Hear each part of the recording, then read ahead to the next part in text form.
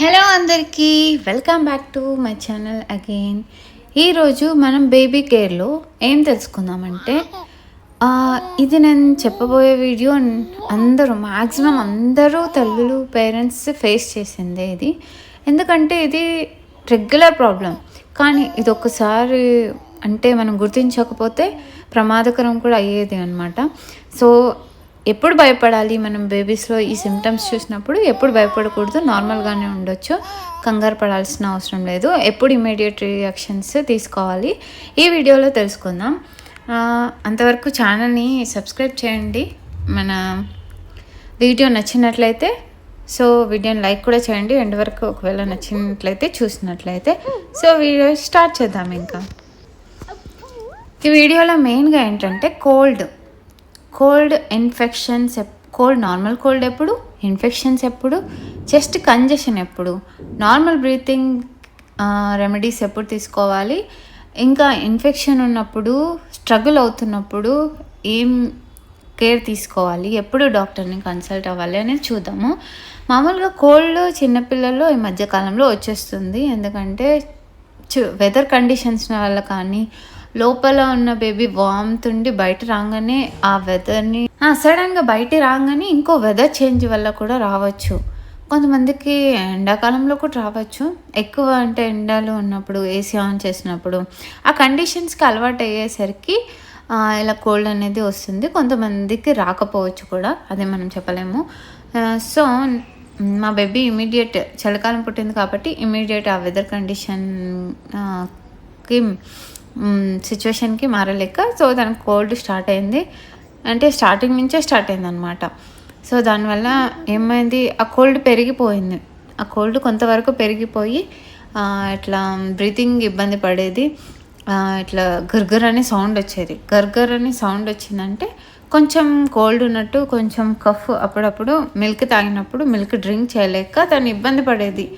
అంటే బ్రీతింగ్ కూడా సరిగ్గా తీసుకునేది కాదు.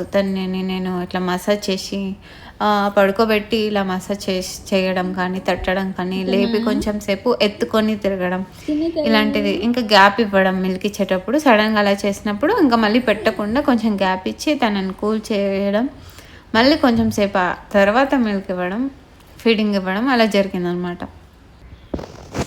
ఇది నార్మల్ అయినా మనకున్న టెన్షన్ మనకు ఉంటుంది. నేను 10-20 సార్లు డాక్టర్ని కన్సల్ట్ అవుతూనే ఉన్నాను. ఒకసారి డైరెక్ట్గా కలిసి మెయిన్ ప్రాబ్లమ్స్ ఎక్స్ప్లెయిన్ చేయడం కూడా జరిగింది. అయితే ఈ కోల్డ్ నార్మలే. మనము ఇలా గర్గర్ ఉన్నా కానీ, కొంచెం గర్గర్ ఉంటే ఓకే. మరి పొట్ట పైకి కిందికి ఎగరేస్తుంది, ఇంకా మిల్క్ అసలు తాగనని అంటే అటు తిప్పడం, ఫేస్ గిలగిలా కట్టుకోవడం, మిల్క్ ఫీడింగ్ ఇచ్చేటప్పుడు, ఇంకా బ్రీతింగ్ హెవీగా ఉండడం, నిద్ర లేకపోవడం, ఇలాంటివి ఉంటే అవి కొంచెం హైగా ఉన్నట్టు. అప్పుడు మనకు డాక్టర్ చూపించవచ్చు. కొంతమంది నెబులైజర్స్ డైరెక్ట్గా వాడతారు. ఎందుకంటే పెద్ద పిల్లలు ఎవరైనా వాళ్ళ ముందు పిల్లలకి వాడిన ఎక్స్పీరియన్స్ ఉంటే డైరెక్ట్ వాడేస్తుంటారు.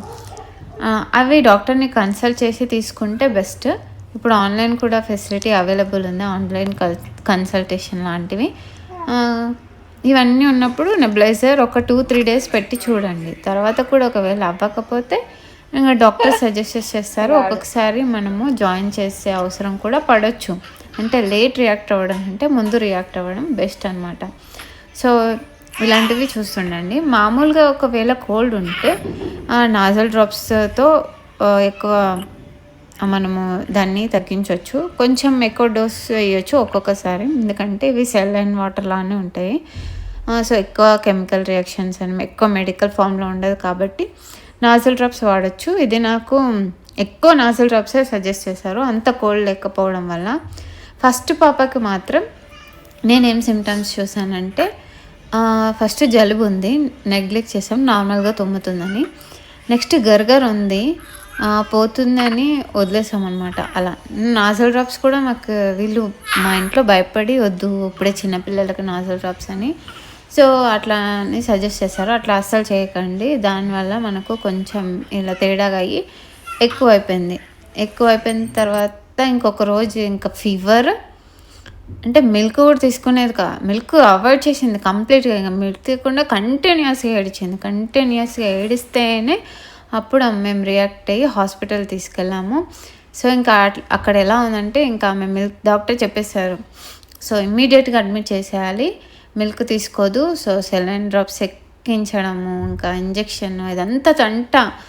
సో ఇవన్నీ మనము ఎంతవరకు తెచ్చుకోవద్దు. 3 days అబ్జర్వ్ చేయండి, డాక్టర్కి అడగండి, నెబులైజర్ వాడచ్చా అనండి, వాళ్ళు మెడికేషన్ ఇస్తారు, ఆ నెబులైజర్ వాడండి. 3 days తర్వాత చూడండి ఏమైనా తగ్గినట్లు ఉంటే సో అది కంటిన్యూ అవ్వచ్చు, లేకపోతే మళ్ళీ డాక్టర్ని కన్సల్ట్ చేసుకోవచ్చు అనమాట. మోస్ట్లీ అయితే తక్కువ ఉంటే నాజల్ డ్రాప్స్తో బ్రీతింగ్ అవన్నీ చేయొచ్చు. ఇంకా వేరేవన్నీ మిల్క్ ఇలా కొన్ని అవాయిడ్ చేయడం. ఇంకా ఫ్యాన్, కొంతమందికి వెచ్చగా ఉంటే కొంచెం తొందరగా క్యూర్ అవుతుంది. సో ఫ్యాన్, ఏసీ ఇలాంటివన్నీ కొంచెం రూమ్ టెంపరేచర్లో యూస్ చేస్తే బెస్ట్ అనమాట వాళ్ళ కంఫర్ట్ కోసం. సో పెద్ద పాపను అడ్మిట్ చేసినప్పుడు తను వామిటింగ్ కూడా చేసేది. వామిటింగ్ చేస్తే ఆ మ్యూకస్ లోపల గొంతులో ఉన్న మ్యూకస్ అంతా ఇట్లా బయటపడింది ఒకటేసారి. సో ఇలాంటి వరకు తెచ్చుకోకుండా మనం ముందే ఇమీడియట్ రియాక్షన్. చిన్నపిల్లలు ఒక 3 months వరకు కొంచెం గట్టిగా కాపాడుకోవాలి. 3 months తర్వాత కొద్దిగా వాళ్ళు సెన్సిటివ్ నుంచి కొంచెం బయటపడతారు. సో కొంచెం కేరింగ్ కొంచెం తీసుకోవచ్చు, అవి ఇవి వేయచ్చు, మెడిసిన్స్ అలాంటివి. మెడిసిన్స్ కూడా ఎక్కువ ఏం వేయద్దు. ఇంకా ఓకే ఇప్పుడు అవ్వట్లేదు అన్నప్పుడే యూజ్ చేయాలి. ఇంకా మన నమ్మకం కోసం అనమాట. వాళ్ళకి ఎక్కువగా ఏం అవ్వదు. ఒకవేళ బ్రెస్ట్ ఫీడింగ్ చిల్డ్రన్ అయితే వాళ్ళకు మ్యాక్సిమం ఏం అవ్వదు. నార్మల్ బయట ఇంకా ఇవి మనం ఫార్ములా మిల్క్ కానీ ఇంకా బయట నుంచి ఏదైనా ఫుడ్ మనం సప్లిమెంట్స్ ఇస్తున్నప్పుడు కొంచెం ఇంకా అయ్యే ఛాన్సెస్ ఉంటాయి. సో డోంట్ వరీ, ఎక్కువగా ఏం భయపడాల్సిన అవసరం లేదు. ఇంకా ఆవిరి ఎప్పుడు పెట్టాలి? విక్స్ ఆవిరి కానీ చిన్నగా పట్టిస్తారు కదా, ఆవిరి ఎప్పుడు పెట్టాలి? స్టీమింగ్ ఎప్పుడు చేయాలి? నెబులైజేషన్ ఎప్పుడు చేయాలి? స్టీమింగ్ నార్మల్ కోల్డ్ ఉన్నప్పుడు వాళ్ళ రిలాక్సేషన్ కోసం చేయవచ్చు, లేకపోతే నాజల్ డ్రాప్స్ కూడా యూజ్ చేయొచ్చు. ఇంకా అది చెప్పాను కదా, నాజల్ ఆస్పిరేటర్ ఉంది కదా, అది కూడా యూజ్ చేయొచ్చు నార్మల్ కోల్డ్ ఉన్నప్పుడు. సెన్సిటివ్గా యూజ్ చేయాలి బెస్ట్. ఈ నెబులైజర్ ఎప్పుడు వాడాలంటే ఇన్ఫెక్షన్ ఉన్నప్పుడు. ఇది కన్సల్ట్ చేయాలి, ఫస్ట్ డాక్టర్ని అడగాలి. ఇన్ఫెక్షన్ అంటే అప్పుడు మాత్రమే నెబులైజర్ వాడాలి. ఎందుకంటే నెబులైజర్ అనేది లంగ్స్లో వెళ్తుంది, మనకు ఊపిరితిత్తులు వెళ్ళి అక్కడ క్లియర్ చేస్తుంది. ఈ ఆవిరి ఏమవుతుందంటే ఓన్లీ నోస్ వరకే వెళ్తుంది, నోస్ వరకు వెళ్ళి నోస్లో ఉన్నది మాత్రం క్లియర్ చేస్తుంది. సో ఇన్ఫెక్షన్ ఎక్కువగా ఊపిరితిత్తుల్లో ఫామ్ అవుతుంది కాబట్టి అప్పుడు మాత్రమే నెబులైజర్ వాటిని క్లియర్ చేస్తుంది. Small air bubbles, very small air bubbles form అయ్యి నెబులైజర్లో, సో అది క్లియర్ చేస్తుంది. ఇవి వాటర్ వేపర్ ఏంటంటే నార్మల్గా పెద్ద సైజులో ఉండి లోపలికి వెళ్ళలేవు ఆ గాలి, సో ఓన్లీ నాజల్ ఏరియాని మాత్రమే క్లియర్ చేస్తుంది. సో ఇది డిఫరెన్స్ అనమాట, రెండింటిని ఎప్పుడు యూజ్ చేయాలి అనేది. ఇంకా వాళ్ళకి ఈ టైంలో కొంచెం Vicks vapour, baby Vicks vapour ఉంటుంది, అది కొంచెం అప్లై చేసి నిద్ర రాని వాళ్ళకి అది రాసి మంచిగా మర్దన చేసి బాడీ అంతా పడుకోబెడితే పడుకుంటారు, హ్యాపీ స్లీప్. ఏదైనా క్రిబ్లో కానీ స్వింగ్లో కానీ అలా వేసి ఊపామంటే మంచి పడుకుంటారు. ఇది బాగా రబ్ చేయాలి, వాటి వేడి ప్రొడ్యూస్ అవ్వాలి బాడీలో. సో నిద్ర ఒకవేళ పిల్లల్లో రాకపోతే ఇది ట్రై చేయొచ్చు, మంచిగా హ్యాపీగా నిద్రపోతారు అనమాట. సో ఇదండి ఈరోజు చెస్ట్ కంజెషన్కి, ఇంకా చెస్ట్ ఇన్ఫెక్షన్కి నెబులైజర్ ఎప్పుడు వాడాలి, స్టీమింగ్ ఎప్పుడు వాడాలి, ఎప్పుడు మనం కంగారు పడి డాక్టర్ దగ్గరికి వెళ్ళాలి, ఎప్పుడు కొంచెం రిలాక్స్ అవ్వచ్చు.